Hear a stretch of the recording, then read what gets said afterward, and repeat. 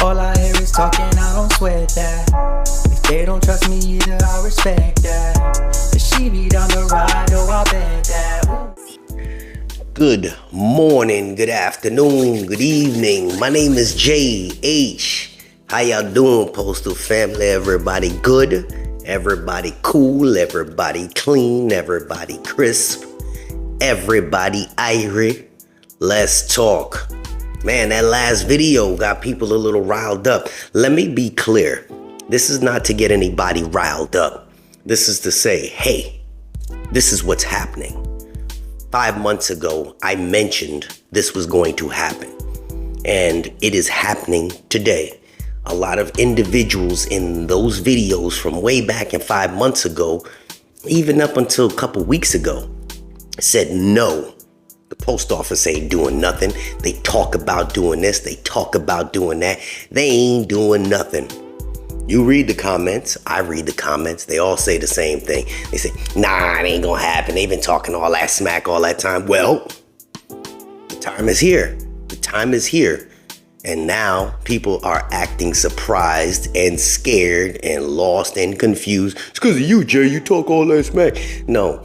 I talk the realness. I talk the reality. I talk from a worker's standpoint, and I talk from a business owner's standpoint. I'm kind of right in the middle. I understand what's going on, and I understand what your fears are.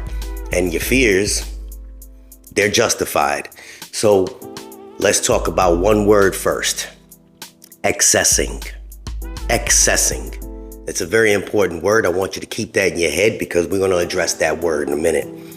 But I'm also going to address a bunch of YouTube comments because I feel like it's not good if I just text it back because a lot of people are feeling the same way. And so I'll read a couple comments and then I'll address them accordingly.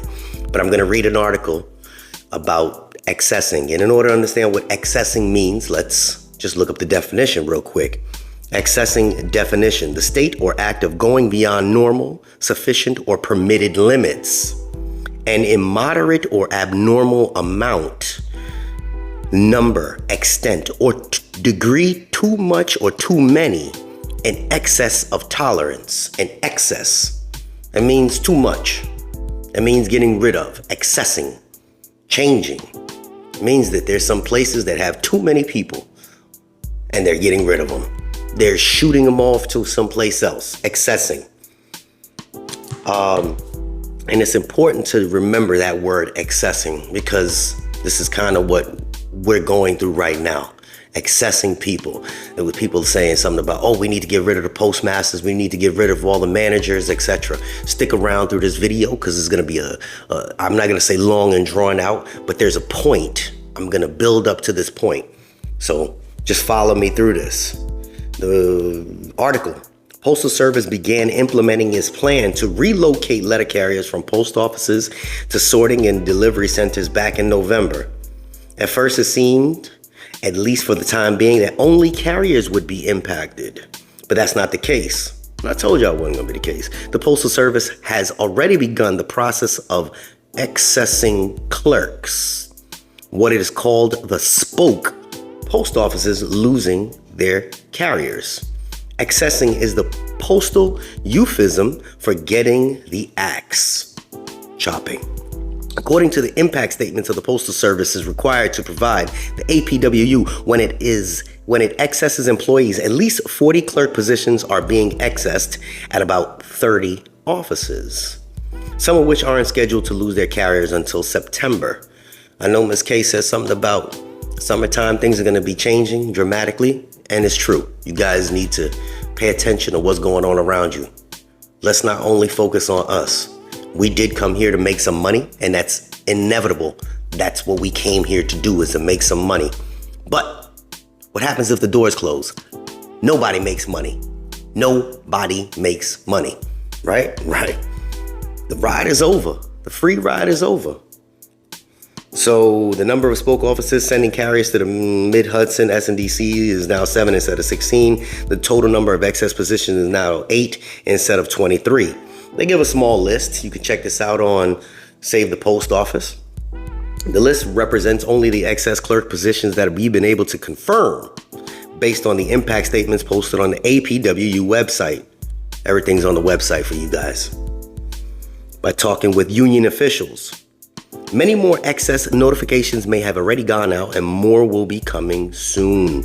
Hopefully they'll be all posted on the APWU website so that union members have full access to the national picture. So far, on average, one clerk position is being accessed for every 7 routes relocated to an SNDC. At this point, over 1,100 routes have already been relocated or will relocate in June and September.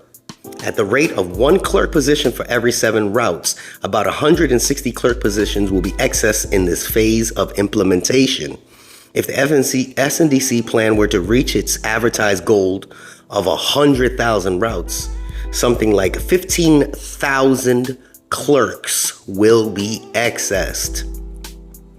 At the current rate, it's about 1.5 excess positions per post office, but this average will increase as more larger post offices are incorporated into the scheme. If 5,000 post offices are ultimately spoked, they'll average about 3 excess clerks per office. Now, you guys can read the rest because I won't bore you with this. But what does that mean for us? Woo, buddy. I just made a comment about clerks having these nasty attitudes and clerks not want to do this and clerks not want to do that. And hey, I got nothing against the clerks, but their attitudes suck. I spoke about this months ago that there's too many. There's too many.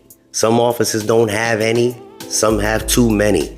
The clerks are like at the post office, at the stations, they're like up here.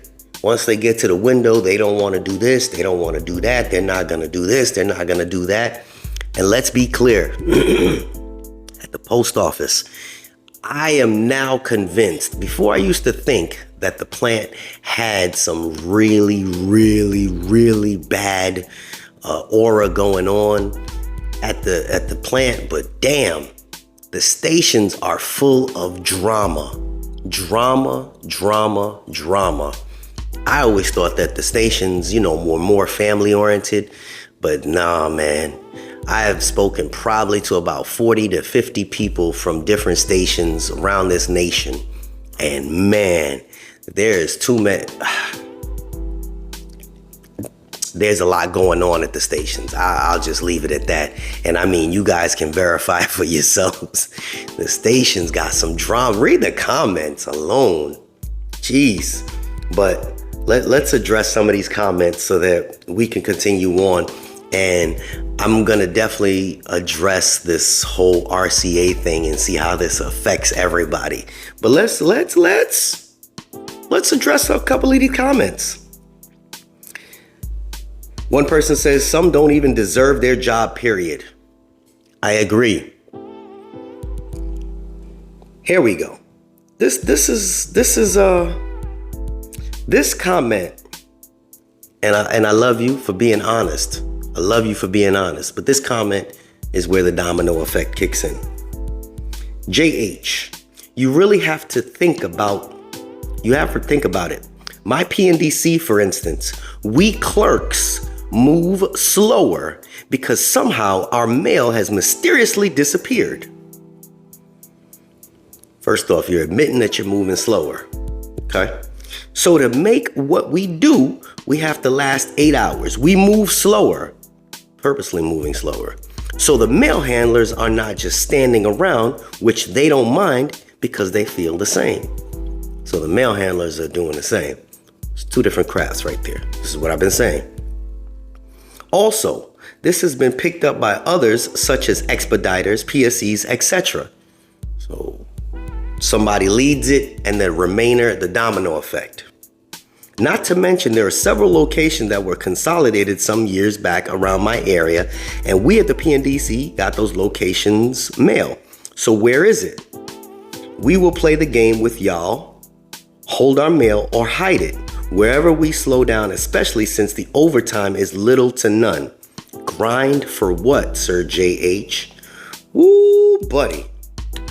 So that one we can unpack for days.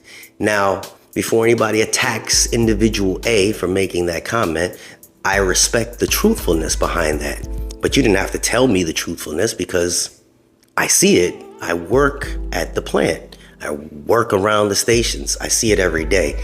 But this is what Mr. DeJoy has clearly seen for himself. So when the workers, us worker bees, do these things, it's being noticed. The production, as you clearly said, is decreased.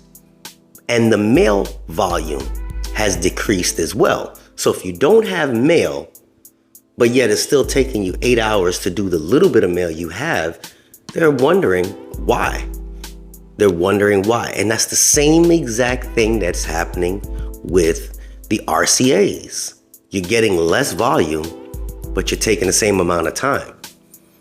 That clearly is an issue, and the people up top are watching that. They're saying, hey, if we have a significant amount of routes cut, if we have a significant amount of mail that is no longer being shipped out or being passed through this specific station or this plant, why is it still taking such a long time to do? Now, back to what I initially said, as a business owner, because the USPS as a whole is a business that doesn't just pay you, Jennifer, you, Jimmy, you, Jack, you. This business pays 800,000 people nationwide. And for the few that are the ones that actually grind hard, they're being affected because of the ones that don't grind, or the ones that are trying to beat the system. Well, back in the days, we used to get the meat and potatoes, but now they're just feeding us scraps. And the reason they're feeding us scraps is because we took advantage of the meat and potatoes. We was eating that filet mignon. But now, you're barely getting a McDonald's burger. And whose fault is that? That's our fault. The ones that are the truck drivers that refuse. Nah, man, nah, I'm not doing no overtime. I don't even want to hear it. Nah, I don't care if there's mail sitting on that dock right there that needs to get to the station. I'm a truck driver. I didn't sign up for the overtime list. I'm not bringing that to the station. I know that those carriers are waiting for that mail, but me, the truck driver, the only person in between the plant and the station, I'm not gonna bring it there because I ain't signed up for the overtime. I ain't doing it. That's what happens. And we have that. Well, it's not like you're doing it for free. If somebody asks you to do a mail run and your job is to move mail, Mr. Truck Driver, move the mail. Now, this is directed at some people because I specifically know of some people that do this. But does it hurt? Nah, man, I gotta load it. I gotta unload it. God forbid. What happens when you get to the station? Who's unloading your mail when it gets to the station? Isn't it a clerk? Or you just put it on a dock and then a clerk has to physically move it from the dock all the way inside and then has to sort the mail. So you, Mr. Truck Driver, slowed all that mail down because you were in your feelings because you didn't want to work no overtime. And why is the mail late anyway? Whoa, that's right, because of what individual A just said. Gonna purposely move slower because I have to get my 8 hours. You see the domino effect? And this domino effect, it goes all the way down, it trickles because you wanted to move slower initially. Now the carriers have to sit around waiting for the clerks to get done because truck driver A is pissed because he got to go back out thinking he's gonna go home because the mail handler in the back was sitting there taking a coffee break once the clerk finally got the mail done from the machines in the back. It's a nasty cycle. It really is. And it's only our fault that it's happening. And now that they are actually exposing us, that's what it is. We're exposed for the foolishness. People are getting mad. People are saying before, no, it ain't nothing gonna change. We gonna continue to eat the filet mignon. And now they worried because that filet mignon went down to a T-bone. Then it went down to just a regular hard piece of steak. Then they like, man, this is the steak that I got from the gas station. Then they like, man, it's a old 3-day-old McDonald's steak. It's a hamburger. This ain't even a hamburger. This is just ground beef. All of that because of people's lack of motivation to move the mail, because just like this individual said, they need to make their 8 hours. And then they also say, why is it that we have to work harder when people call out and so on and so forth? Because that's another comment, but that'll be on my next video. Why I gotta work harder? We don't cross crafts, we don't move over. So if you don't do it, then nobody does it? I mean, our job is specifically to move the mail regardless of the circumstances. Oh, it's gonna be a grievance. Yeah, no, not really. Because if you don't wanna do the work and the next person don't wanna do the work, does nobody do the work? I love it when they say, I'm gonna file a grievance if a supervisor touches it. Yeah, but you're not doing it. I'm on break. But the mail needs to be moved now. I'm on break. Well, how long's your break? When I'm done. That attitude is why they are getting robots to replace us. And keep saying it. I love it when people keep saying, damn robots ain't gonna do nothing. Because those robots are doing it now. All those DB machines that you guys have, they weren't there before. Just imagine how many clerks there used to be before those machines. Think about that. Think about how many people they had to use before those robots. Those things had to be sorted by hand. Then they got those robots, those machines that move the mail faster. They just keep moving on and on and on. Just imagine how many people it took to move the mail from one side of the building to the other side before they had the forklifts and the electric pallet jacks. Then they put them in the building. That eliminated people. The machines. Y'all keep saying it ain't happening. It's happening and it's right in front of your face. So I just implore you, stop looking at it as if we are not replaceable, because we are. We are replaceable.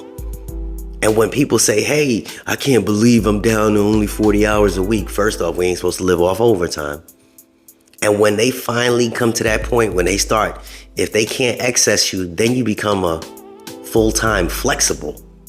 You're unassigned. That means they can put you whenever they need you on whatever shift, because they don't have a bid for you anymore.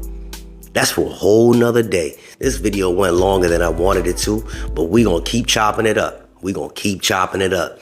These are things for you guys to continue to think about. For everybody that says, no, it ain't my job, it ain't my job, it ain't my job. Or I'm gonna continue to run slower. I love the honesty, but one person running slower hurts the whole operation. One person calling out and saying, you know what, screw that job. I don't want to work with Luna today. I don't want to work with Becky today. I can't believe they put me on here. You know what? I feel sick. I'm going home. I don't feel good. I'm going home. This happens everywhere, USA. Everybody complain and say, oh, I'm going to pick up and go home. And then what? Now you left the rest of your crew with your work. This is our fault. This is all our fault. But you know what ain't going to be our fault? Is when the robots that come in there that don't call out, the robots that come in there that don't say that they're sick, the robots that come in there that don't have a baby graduation every 4 months, those robots, they don't have excuses. They break down and they get fixed. We always got an excuse. It's time to step up. This is real. It's happening. It's happening, cuz. This is JH with some more food for thought. You see me? We out.